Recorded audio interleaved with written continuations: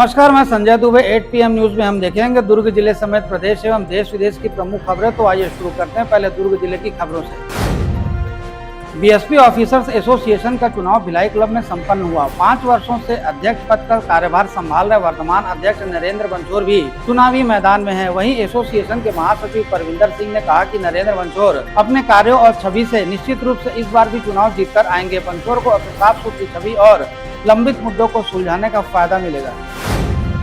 केंद्र और राज्य सरकार की मंशा के अनुरूप नगर निगम क्षेत्र के उद्यानों के कायाकल्प की जिम्मेदारी अब महिलाओं को दे दी गई है। वुमेन फॉर ट्री योजना के अंतर्गत इस कार्य की शुरुआत हुई है। उद्यानों के रखरखाव में संसाधन नगर निगम द्वारा उपलब्ध कराए जाएंगे। वुमेन फॉर ट्री योजना से महिलाएं लाभान्वित होंगी।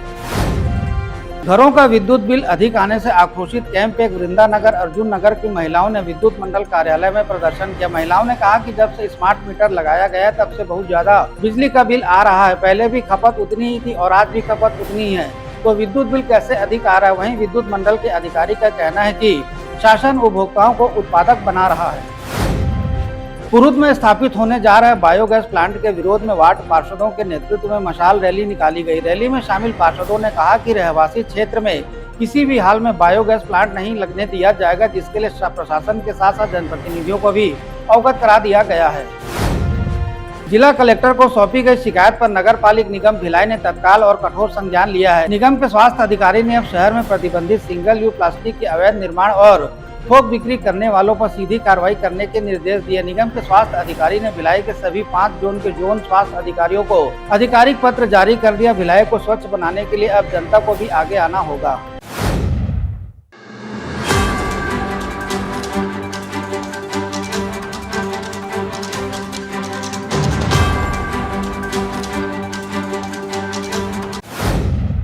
आइए अब नजर डालते हैं प्रदेश की कुछ खास खबरों पर। प्रधानमंत्री नरेंद्र मोदी के 75वें जन्म दिवस पर छत्तीसगढ़ में सामाजिक सुधार की दिशा में एक और ऐतिहासिक उपलब्धि दर्ज कराई है। सूरजपुर जिले की 75 ग्राम पंचायतों को बाल विवाह मुक्त ग्राम पंचायत घोषित किया गया। विगत 2 वर्षों में इन पंचायतों में बाल विवाह का एक प्रकरण दर्ज न होने के आधार पर यह मान्यता प्रदान की गई। इस उपलब्धि के पीछे राज्य की महिला एवं बाल विकास मंत्री श्रीमती लक्ष्मी राजवाड़े की सतत पहल, मार्गदर्शन और नेतृत्व को निर्णायक माना जा रहा है। छत्तीसगढ़ में राजनीतिक माहौल गरमाया हुआ। प्रदेश कांग्रेस कमेटी के अध्यक्ष दीपक बैज ने मतदाता सूची में कथित फर्जीवाड़े को लेकर सनसनीखेज खुलासा करने की बातें कही है। उन्होंने कहा कि जैसे राहुल गांधी ने देश स्तर पर बड़े बड़े मुद्दों पर खुलासे किए हैं, वैसे भी छत्तीसगढ़ में कांग्रेस का एक बड़ा बम फोड़ने जा रही है। दीपक बैज ने दावा किया कि उनके पास मतदाता सूची में गड़बड़ी से संबंधित कई सबूत हैं, जिन्हें जल्द ही जनता के सामने लाया जाएगा। सेवा पखवाड़ा के अंतर्गत मंत्री राजेश अग्रवाल ने ग्राम पंचायत हर्री टिकरा सांडबार में पीपल फॉर पीपुल अभियान के अंतर्गत पीपल का पौधा रोपित कर पर्यावरण संरक्षण का संदेश दिया। मंत्री ने कहा कि प्रधानमंत्री नरेंद्र मोदी ने अपने जीवन को पूरी तरह जनसेवा और राष्ट्र निर्माण को समर्पित किया। उनका संदेश सेवा ही संकल्प हम सभी के लिए प्रेरणा स्रोत है।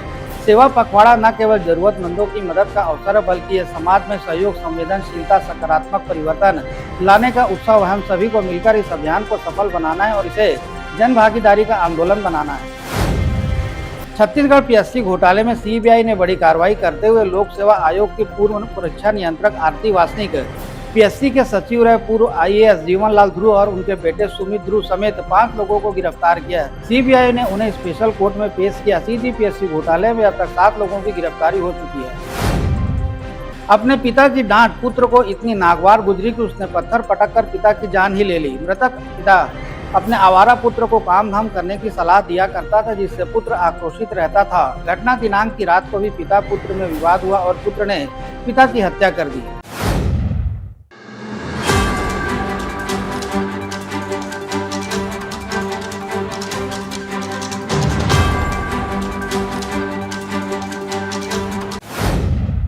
और आइए अब नजर डालते हैं देश विदेश की खबरों पर।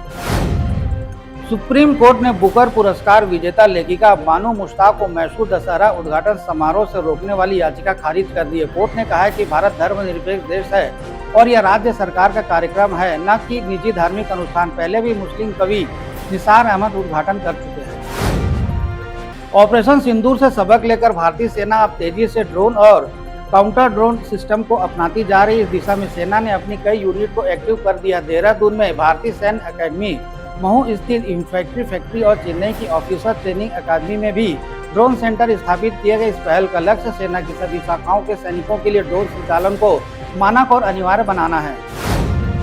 पंजाब पुलिस ने कपूरथला साइबर सेल और फगवाड़ा शहर थाना की संयुक्त कार्रवाई में फगवाड़ा के एक रिसोर्ट में चल रहे अंतर्राज्यीय साइबर ठगी गिरोह का भांडाफोड़ किया। 38 लोगों को गिरफ्तार कर 40 लैपटॉप, 67 मोबाइल और 10 लाख रुपए नकद बरामद किए गए हैं। गिरोह अमेरिका और कनाडा के लोगों को सॉफ्टवेयर सॉल्यूशन के नाम पर ठग रहा था।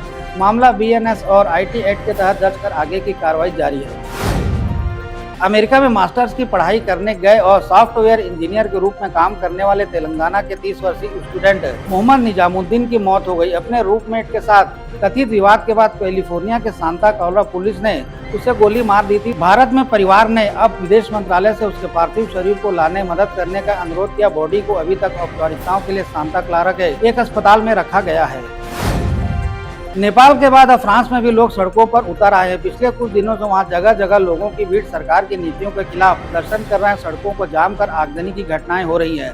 लोग हाथों में सरकार विरोधी नारे लिखे तख्तियां लिए विरोध प्रदर्शन कर रहे हैं। आंदोलन करने वालों में युवाओं की भीड़ सबसे आगे है, जिसकी वजह देश का नया बजट बताया जा रहा है। बजट में वहाँ के सार्वजनिक सेवाओं पर होने वाले खर्च को कम कर दिया गया है। लोग इसी का विरोध कर रहे हैं। खासकर वहाँ के जेन जी और युवा वर्ग खासे नाराज है।